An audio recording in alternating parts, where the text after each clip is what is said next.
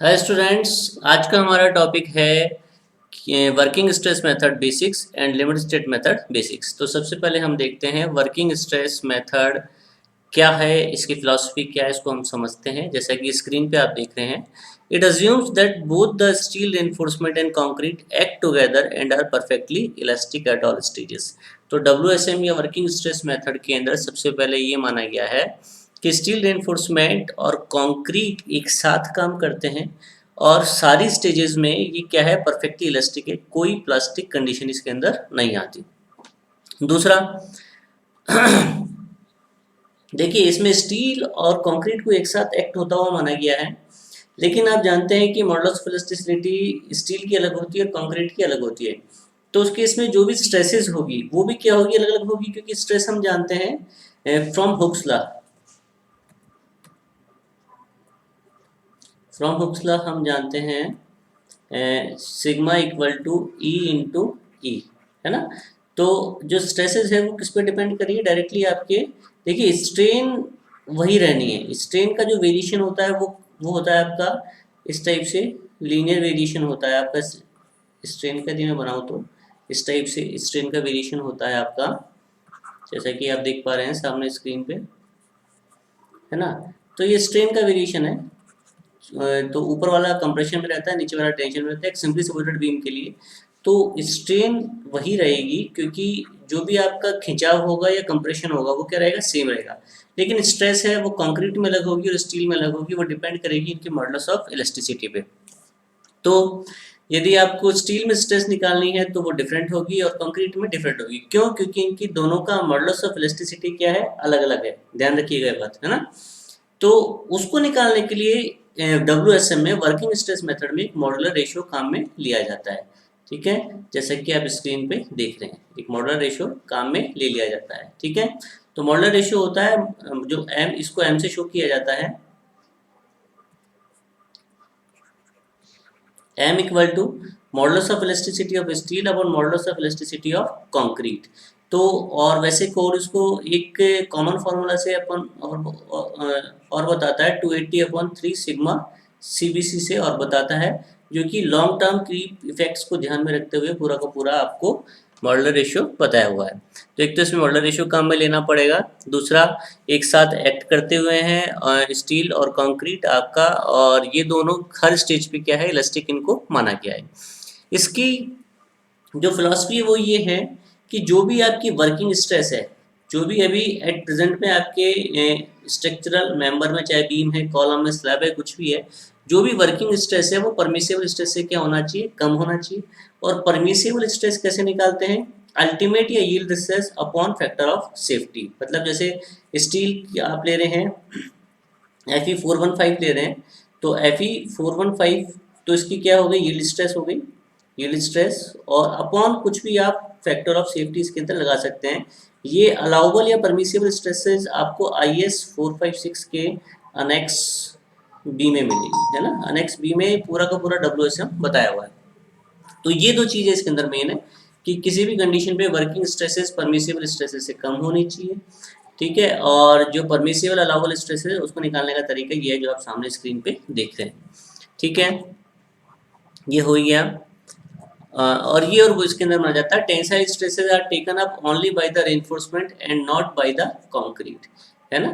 तो ये तो हुआ इसका स्ट्रेन डायग्राम। यदि मैं इसका स्ट्रेस डायग्राम भी बनाऊं तो स्ट्रेस डायग्राम कुछ ऐसा आना है इसका, इस टाइप से। तो ये तो हो जाएगा कंक्रीट का जो कंप्रेशन लेगा, और नीचे सिर्फ टेंसाइल स्ट्रेसेस कौन लेगा, आपका जो भी आपका नीचे स्टील है वो, है ना। जो वेरिएशन होता है वो ऐसा ही होता है, लीनियर वेरिएशन होता है इसमें डब्ल्यूएसएम में। ठीक है, और ये मॉडुलर रेशियो मैंने आपको ऊपर बता ही दिया है। तो ये कुछ बेसिक्स है। और अलाउबल स्ट्रेसेस जैसे कि कंक्रीट के लिए कंप्रेशन में बेंडिंग, कंप्रेसिव बेंडिंग के लिए जो कि बेंडिंग कारण कंप्रेसिव स्ट्रेसेस आती है, यदि वो सिग्मा सीबीसी यदि आप निकालना चाहते हैं तो उसके अंदर जो भी आपका एफ सी के हैं अपॉन फैक्टर ऑफ सेफ्टी लगभग 3 दी हुई है, उससे आप निकाल सकते हैं। सारी वैल्यूज अनेक्स बी में दी हुई है, बताई हुई है। तो ये कुछ बेसिक्स है वर्किंग स्ट्रेस मेथड के। अब देखते हैं कि लिमिट स्टेट मेथड क्या है। जैसा कि स्क्रीन पे देख रहे हैं, considering safety at ultimate loads and serviceability at working loads.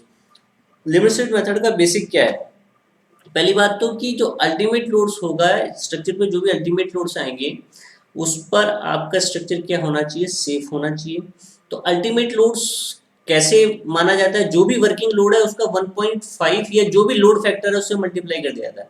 देखिए वर्किंग स्ट्रेस मेथड में जो आप चेक कर रहे हैं वो सिर्फ और सिर्फ कहाँ पे चेक कर रहे हैं, वर्किंग स्ट्रेसेस पे, है ना। मतलब वर्किंग स्ट्रेसेस पे, जैसे मान लीजिए अभी किसी बीम पे 10 किलोमीटर लोड लग रहा है, तो आप 10 किलोमीटर लोड के लिए ही उसको चेक कर रहे हैं, ठीक है। उसका कंपैरिजन किससे कर रहे हैं, परमिसिबल स्ट्रेसेस से कर रहे हैं। लेकिन एलएसएम ये नहीं बोलता है, एलएसएम बोलता है आप उसको अल्टीमेट लोड्स के लिए चेक कीजिए।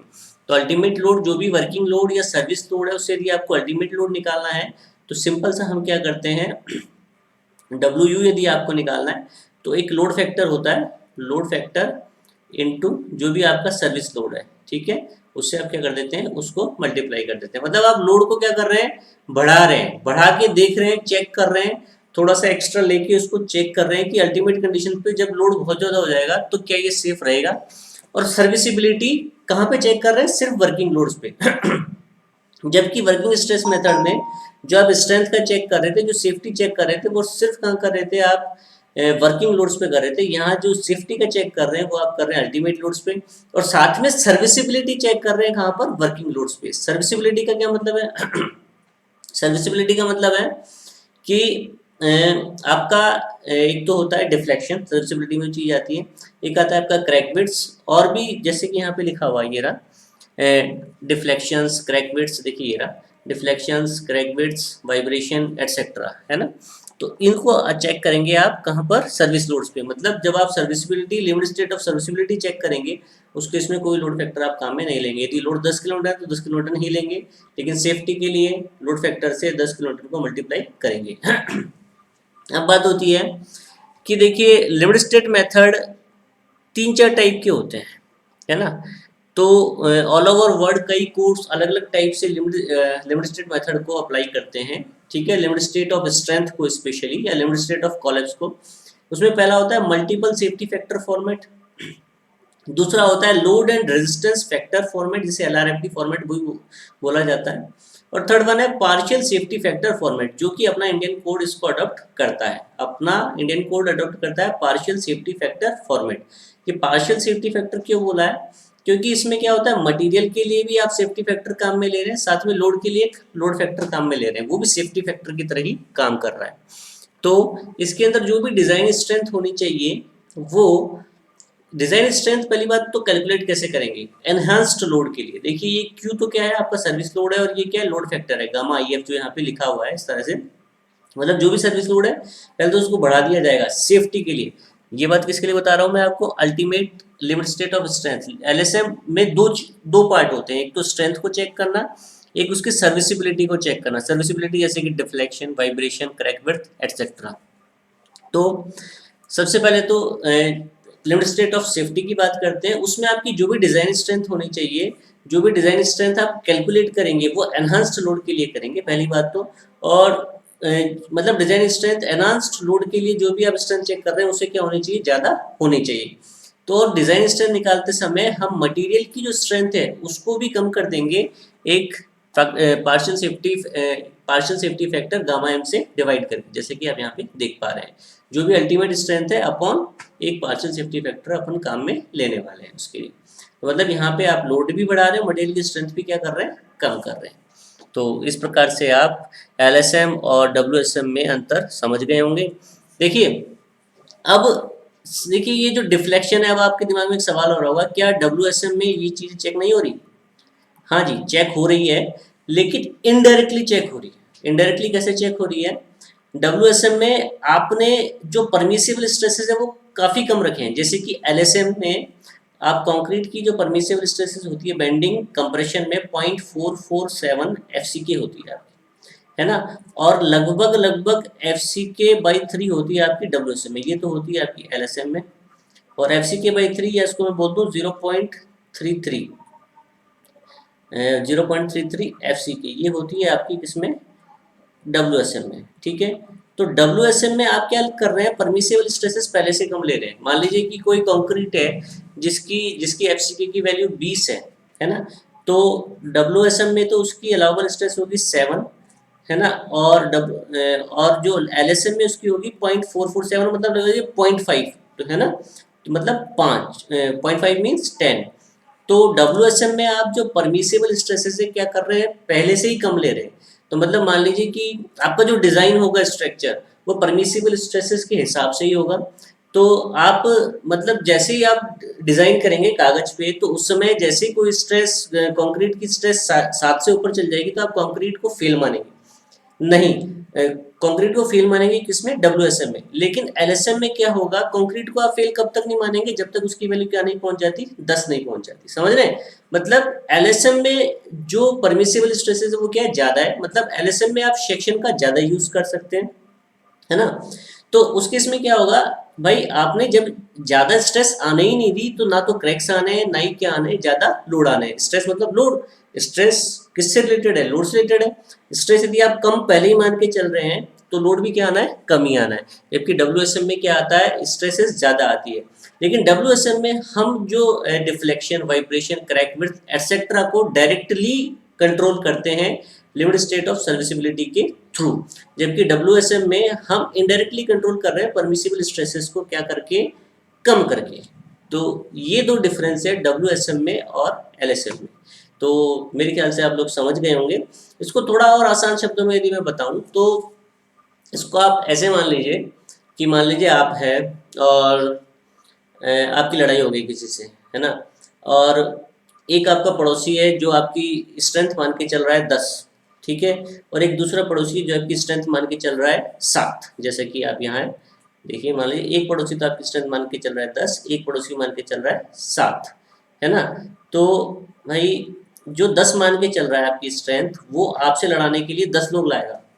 समझ रहे हैं, मतलब आप ज़्यादा लोड ले सकते हैं। और जो पड़ोसी 7 मान के चल रहा है, वो आपसे लड़ाने के लिए कितने लोग लाएगा, 7 ही लाएगा। मतलब वो आपकी स्ट्रेंथ क्या मान के चल रहा है, कम मान के चल रहा है। तो मान लीजिए कि 7 से आप लड़ लेते हैं, बड़े अच्छे से लड़ लेते हैं, आपकी खरोंच भी नहीं आती, तो ठीक है, आप सेफ है, जो कि WSM है, मतलब वो WSM वाला सिस्टम है। अब 10 आ गए, अब 10 से आप लड़ लिए, लेकिन मान लीजिए मामूली सी खरोंचे आ गई, कुछ खून वगैरह आ गया, बस इतना सा हुआ है, और वो ठीक है, चल जाएगा, ठीक हो जाएगा। तो कुछ LSM और WSM ऐसा है ना। तो WSM में आप इनडायरेक्टली क्रैक विड्स, डिफ्लेक्शन, मतलब जो आपकी खरोंचे या जो आपके ब्लड आना है, उसको आप इनडायरेक्टली कंट्रोल कर रहे हैं। कैसे, कम लोग लाके या कम परमिसिबल स्ट्रेसेस मान के। और LSM में आप डायरेक्टली उसको कंट्रोल कर रहे हैं, आप ये मान के चल रहे हैं ठीक है, इतना आ जाए तो कोई दिक्कत नहीं है, इतनी खरोंच लग जाए तो कोई दिक्कत नहीं है, मैं संभाल लूंगा, मैं ठीक हो जाऊंगा। उस केस में मेरा कोलैप्स नहीं होगा, मेरा फेलियर नहीं होगा। That's all for this lecture. Please subscribe कीजिए हमारा चैनल, और इसी तरह देखते रहिए हमारे वीडियो। थैंक्स।